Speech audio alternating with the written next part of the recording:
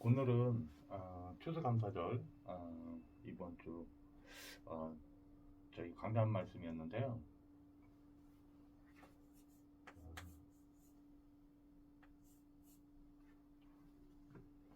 묵상을 계속 하다 보니까 또 이제 은혜되는 말씀들이 있더라고요. 우리 그 삶의 현장에서 사실 많은 일들이 일어나잖아. 그런데 그것과 이 추수감사절은 관계가 있습니다. 성경은 그걸 말씀하고 있는데요. 자, 그러면 영적으로 어떤 의미가 있는 거냐?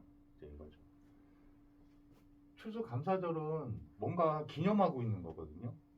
기념하는, 그래서 이제 우리 성경에는 새 절기가 굉장히 중요하잖아요.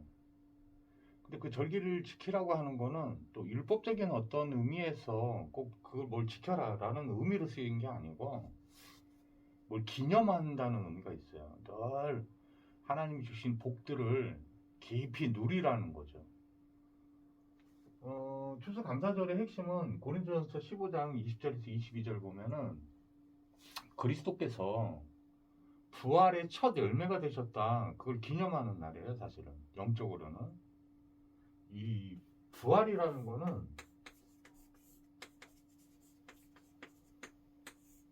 죽었다가 다시 살아난 적이 지구상에 없죠. 없습니다. 사망의 권세가 글쎄요. 제가 볼 때는 인간에게 와 있는 것 중에 가장 큰 능력으로 사람을 한 명도 빠뜨리지 않고 딱 장악돼 있는 게 바로 사망입니다. 죽음이에요, 죽음. 근데 이 권세를 깨뜨리고 부활하셨다. 이거는 이름 자체가 창조주를 의미하는 거죠. 이 창조주는 단순히 무엇을 우리 인간처럼 만든다라는 의미가 아니고요. 이 창조주의 창은 만들조의 이 조는 이 창조는 없는 것을 있게 만드시는 유일한 분이에요. 인간도 그렇게 만들지 않냐. 근데 예를 이제 건물을 만들어요. 그러면은 그 바탕이 재료가 전부 땅의 소산물입니다. 땅의 소산물. 시멘트 원래 있던 거예요. 그 누가 만드셨냐? 성경에서는 창세기 1장, 2장 이렇게 보면요. 하나님이 말씀으로 세상을 창조하신 장면이 나와요. 실제로 이 땅을 만들었던 내용이 나옵니다. 죽음 가운데 있는 자를 생명을 주실 수 있는 분이에요. 생명적 창조를 하시는 장면이 창세기 1장, 2장에 나와 있습니다. 이 죽음이 왜 그리스도가 십자가에서 죽으셨다가 부활하셨냐? 이게 추수감사절의 진짜 영적 의미인데 이제 그것을 누리라고 하시는 거죠. 이 사망은 어떻게 온 거냐면요. 로마서 6장 23절에 보면 죄의 삭은 사망이요. 성경 써진 대로예요. 그런데 그럼 우리 인간의 상태는 어떤 상태냐면 모든 사람들이 죄를 범하였음에 하나님의 영광에 이르지 못하더니 이 죄 가운데 잡혀 있는 거예요. 죄가 없는 사람이 없어요. 예수 믿는다. 이 참으로 바른 예수를 믿는 사람이 아니면 다 죄가 있습니다. 이 사망이 육체의 사망만이 아니에요. 여러분 인간이 멸망한 겁니다. 여러분 지금 살아있다고 생각하지만 성경은 어떻게 표현하고 있냐면 그 바닷물에 들어있는 고기를 잡아서 땅에 내쳐져 있는 상태 이런 상태로 표현하고 있는 거예요. 자, 그 시간이 지나면 그 물고기가 이제 바다를 떠났으니 땅에 이렇게 놓여 있으면 어떻게 돼요? 시간 지나면 죽죠. 죽어 있는 상태예요. 죽어 있는 상태예요. 죽음이 다가오고 있는 거예요. 죽음이 임한 거예요. 육체적 그 영혼과 육체가 분리되면 육체 사망이라고 불러요. 성경에서는 둘째 사망을 또 말하고 있어요. 성경에서만. 그게 뭐냐? 죄가 있으면 사망이 들어왔지만 그건 첫째 사망이고 둘째 사망은 지옥에서 영원한 영벌을 받는 겁니다. 만약에 이게 사실이라면, 이게 영적 사실이라면 인간은 완전한 멸망을 지금 겪고 있는 거예요. 여러분 지금 많은 걱정들을 하셨던 경험이 있을 겁니다. 저 또한 의식주에 갇혀서 막 살았어요. 먹고 사는 이야기. 하나님이 다루심인데 제가 직장의 일을 소득이 없는 채로 몇 년을 지내봤습니다. 근데 굶지를 않았어요. 단 한 끼도 굶은 적이 없어요. 하나님이 계속 공급해 줍니다. 참 희한한 일을 경험하고 있어요. 임마누엘을 느껴요. 근심 걱정이 없어요. 먹고 사는 것까지요. 영원한 저주 재앙의 문제까지 해결된 게 실제로 누려지고 있습니다. 그게 추수 감사절의 의미라니까요. 그게 바로 그리스도의 비밀입니다. 인간이 여기에 빠져있던 것에서 벗어날 수가 없는 거예요. 이 죄 가운데 빠지게 하나님을 떠나게 만든 존재가 있습니다. 창세기 3장 1절에서 6절 보면요. 이 사단이라는 자가 있습니다. 요한일서 3장 8절에 보면 죄를 짓는 자마다 마귀에게 속하나니, 요한복음 8장 44절에 보니까 너야비 마귀, 하나님을 떠나서 사단의 음성을 듣고 그의 종이 된 거예요. 죄의 종이요, 사망의 종이요, 사탄의 종이요, 하나님을 떠난 겁니다. 그게 바로 죄예요. 죄. 하나님을 안 믿는 죄, 하나님을 모르는 죄. 하나님은 참 빛되시기 때문에 하나님께 떨어져서 분리돼서 멀리 딱 떨어져 있다, 하나님 믿지 않는다, 그 상태에 빠져 있는 것을 성경에서는 죽음이라고 부릅니다. 죄라고 부릅니다. 왜? 빛과 어둠이거든요. 어둠 가운데 거하고 있는 거예요. 이 영원한 멸망에서 이 권세를 깨뜨리고 빠져나게 하는 것을 구원이라고 부릅니다. 근데 이게 이 구원자가 누구냐? 바로 그리스도입니다. 이 그리스도이시면 사망의 권세를, 이 영원한 멸망 깨뜨리셔야 되는데 그 증거로 죽으신 지 3일 만에 십자가에서 부활하신 거예요. 십자가에 죽으신 다음에 장사 지낸 바 된 다음에 사람이 3일 정도 죽은 다음에 지나면 이제 썩는 냄새가 나기 시작하거든요. 지독하게. 그 3일이 의학적으로는 다시 깨어날 수 없는 시간을 말해요.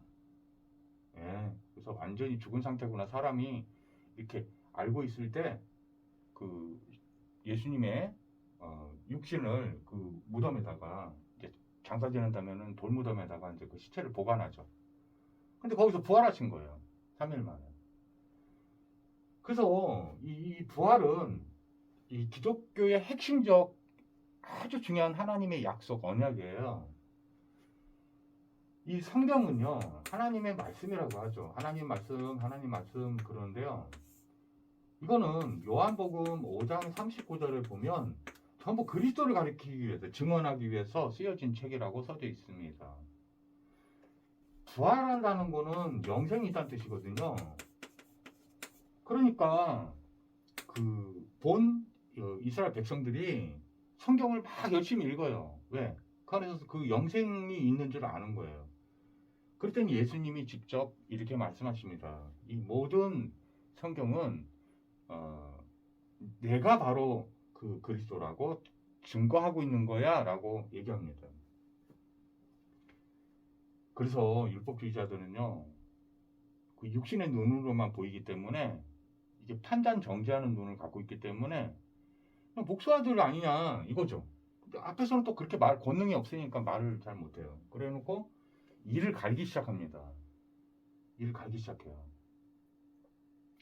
그 율법주의자들이 그 예수님을 이 십자가에 달아서 죄 있다고 판정해가지고는 매달은 죄목이 뭐냐면 신성모독죄입니다. 그러니까 언제부터 시작된 거냐? 초사역을 하시는데 유대인들이 그게 안식일 날이었거든요. 그 병자들 막 고쳐주고 그러니까 이랬다는 거예요. 이랬다. 네? 이랬다는 겁니다. 안식일 거룩한 줄 알아요. 이 사람들이. 안식일. 특별히 세상을 창조하신 다음에 6일째 되는 날 인간을 창조하시고 7째 되는 날 안식하셨단 말이에요, 하나님이. 그러니까 그 성경 그 구약을 절대적으로 믿기 때문에 이 율법주의자들이 그 참 의미를 믿어야 되는데 그 행위만 딱 빼는 거예요. 그래서 그 눈으로 예수님을 보니까 자꾸 일을 하는 거예요. 이게 예수님께 그래서 막 공격적으로 묻습니다. 예수님, 그 일하는 거, 그 거룩한 안식일을 자꾸 범하시는데, 에? 범하시는데 일하고 계신 거 아니냐? 일하면 안 되거든요. 율법에 의하면 절대 일하면 안 돼요. 그래서 어느 정도로 잘 지키려고 노력을 했냐면 이렇게 몇 발자국 걸어가잖아요. 그 율법이 규례를 자기네가 또 짜요. 그 규례가 또 있습니다. 그래서 그걸 잘 지켜보려고 이제 하는 거죠. 그게 노동이 되면 안 돼요. 노동이 된 거리가 있어요. 그게 이제 딱 이 규례를 해석하는 학자들이 있습니다. 전통 규례를. 그 사람들이 이건 노동이야 그럼 노동이에요. 그러면 안식일 범한 겁니다. 그럼 큰 범죄를 진 거예요. 이들에게는 이게 예배거든요. 이게 예배인데 거룩한 특별히 그래도 하나님이 구별하셨는데 맞아요. 하나님은 거룩하지 않은 예배를 받지 않으시거든요. 그들 눈에 보면 예수님이 안식일을 범하는 자란 말이에요. 그래서 친속 모독죄로 십자가 매달아 죽이는 거예요. 자, 이분이 요한복음 5장 39절에 그 그리스도가 나야 라고 말하는데 못 알아듣는 거예요. 나는 너희를 심판하러 온 게 아니야. 나는 너희가 멸망되기를 원해서 온 게 아니야. 나는 너희에게 생명을 주고 죄사함을 주고 생명을 주고 영생을 주고 하나님 만나게 하고 흑암어둠 공허를 무너뜨리고 깨뜨리러 온 자야. 못 알아듣는 거예요.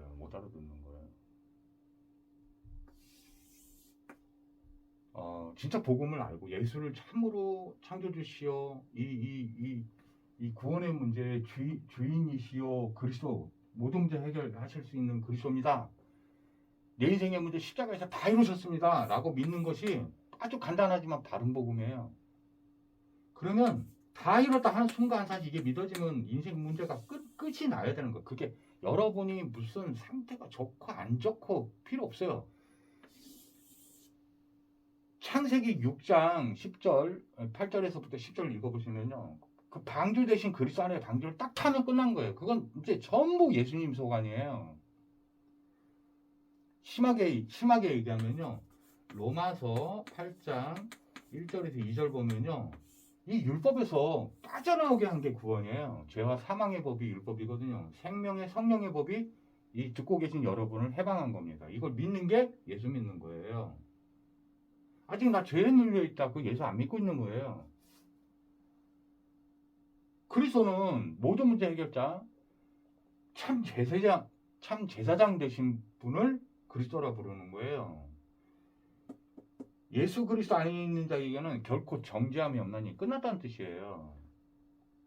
요한복음 19장 30절에 보니까 너의 죄의 문제, 죄 때문에 온 사망의 문제, 저주 재앙의 문제, 영원한 멸망의 문제, 지옥 권세의 문제, 사단에게 잡혀있던 사단의 문제, 흑암어둠 공허에 저주 재앙을 받을 수밖에 없는 문제 다 해결했다라는 뜻입니다.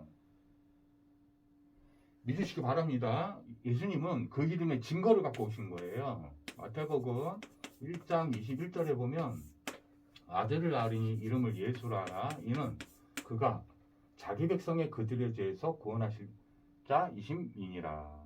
이름이 그리스도예요. 또 정확하게 어디서 그리스도? 죄에서 그리스도예요. 죄 문제가 해결되면 사단이 합법적으로 여러분을 공격할 수가 없어요. 죄가 없으면 경찰이 무섭지 않죠. 왜 무서워합니까? 왜 두려워합니까? 죄의 삭슨 사망이 오지 않아요. 끝났어요. 십자가에서 끝났어요. 우리의 죄 없다 하지 않으셨다니까요. 우리 죄를 율법대로 해가지고 죄와 사망을 다 찾아내신 거예요. 형법에 근거해서 우린 형량을 이미 받은 거예요. 근데 우리가 벌 받고 저주받아야 될 것을 예수님이 짊어지고 십자가를 갖고 가신 겁니다. 한 개도 남김없이요. 여러분 안 믿어진 만큼 그거 남겨진 만큼 그거 가지고 고통받습니다. 저는 완전 자유예요.